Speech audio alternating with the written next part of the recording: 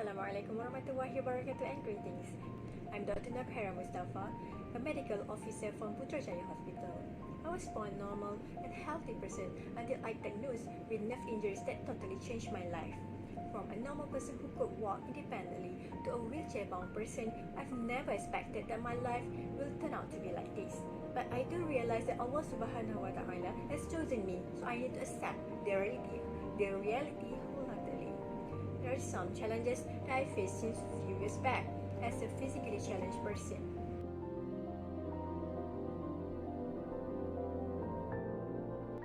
First one are the challenges to adapt to a new me. I need to learn from zero to become a hero. I've learned to transform myself independently, showering and dressing up independently, and propelling wheelchair, which was a new toy to myself, as well as adapting to be independent in activities of daily living. These includes the mobility, equipment needs, as well as the functional capabilities.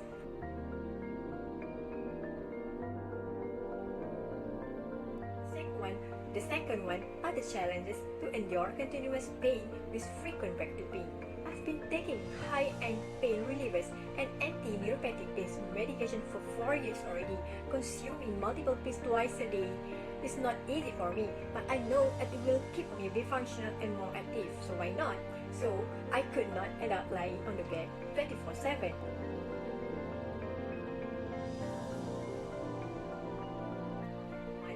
The challenges as a mother and wife. As a mother of 2 pretty girls and a wife to a kind, hearty, supportive husband, I do have issues in order to fulfill my responsibilities towards my husband and little girls. Sometimes when I was overwhelmed with severe breakthrough pain, I do not get the chance to prepare food for them. So I could not as active as pre-morbidly. However, when the lesser pain level, I could still do simple house chores such as sweeping or vacuuming the floors, wash the dishes, occasional cooking, ironing, as well as rearranging lighter projects. I've tried my best to conserve my energy as much as I could in order to not to overwhelm with the pain and extra tightness.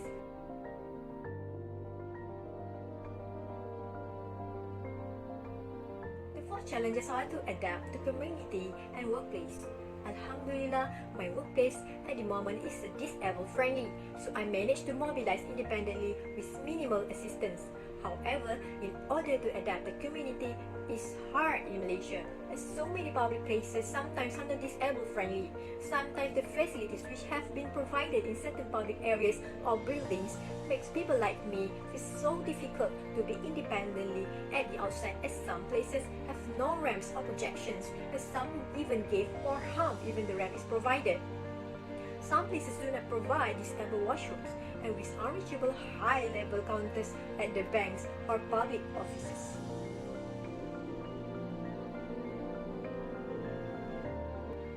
The fifth challenges are to drive independently.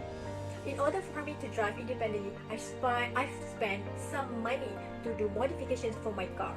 As far as my spine issues, I was not advised by my consultant for not lifting any heavy loads. So I couldn't drive independently to workplace or any other public places if there is no assistance to take out my wheelchair from the trunk. Another problem is the parking lots. Some places do not provide special parking lots for disabled persons, and even some irresponsible civilians did violate and hijack the limited parking lots. Since I need an extra space for my wheelchair, therefore, SCI patients or anyone with wheelchair deserve to get a more spacious parking lots. That's why the limited number of disabled parking lots are so precious for persons like me.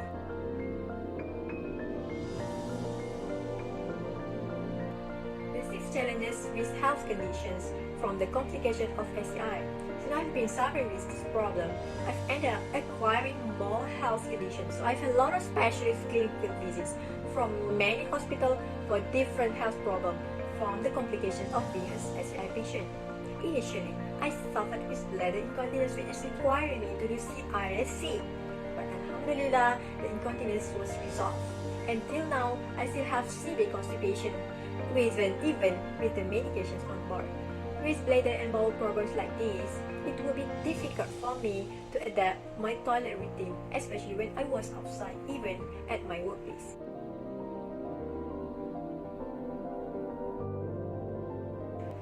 The 7 challenges are to the physical therapies. With my pain issues, I usually had problems whenever I did physical therapies. The pain issue usually inhibited the endurance and strength. I've tried so many years by doing physical therapies at the hospital as well as at home.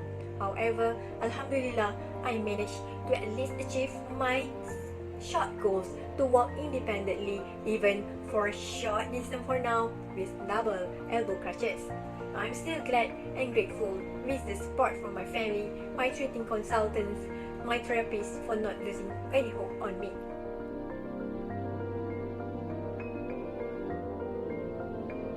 Last but not least are the challenges to pursue my career.